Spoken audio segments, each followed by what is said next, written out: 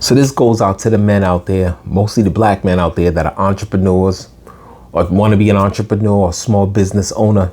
Don't mess the bag up. It's easy to mess the bag up today. It's very easy. It's very easy to get caught up.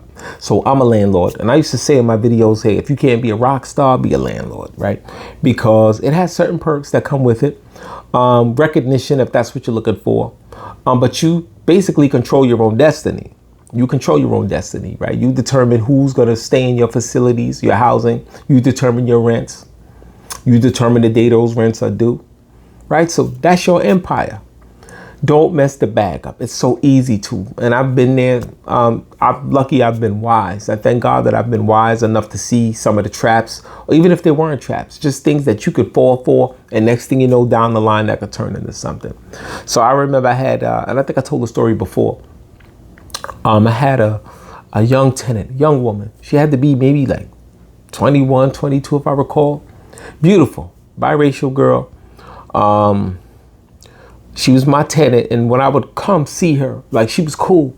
But then there's one time I came to see her, and she said, come in, right? The door's open. I go in her space, and she comes out of the closet with just her panties on and a bra. And she comes this close and is talking to me like nothing, like there's nothing, right? And I'm looking at her, talking to her, and I take a step back. So I'm like, I don't know if this is bait or what it is, but not falling for it.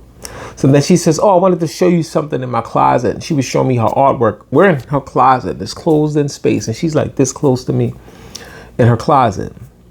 And, you know, I'm admire her art. And I just stick to strictly what you call me in there to talk about your art. But I really was there to do a walkthrough. I always do like a periodic walkthrough just to see how things are going, to see how tenants are keeping the place.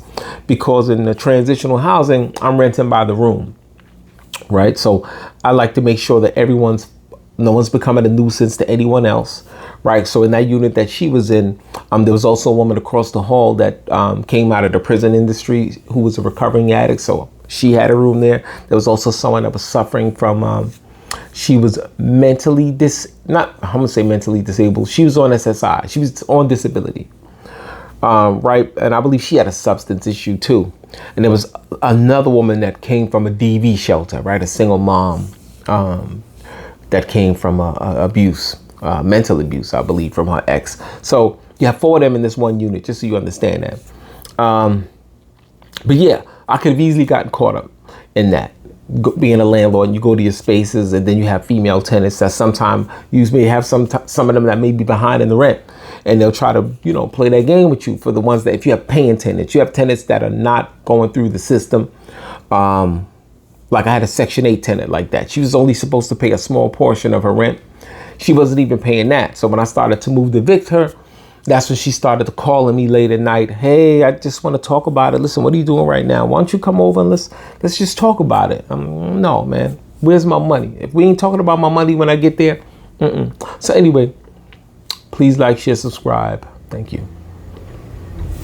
Oh, go to my website below if you want to know more on how you could get into the transitional housing recovery home business.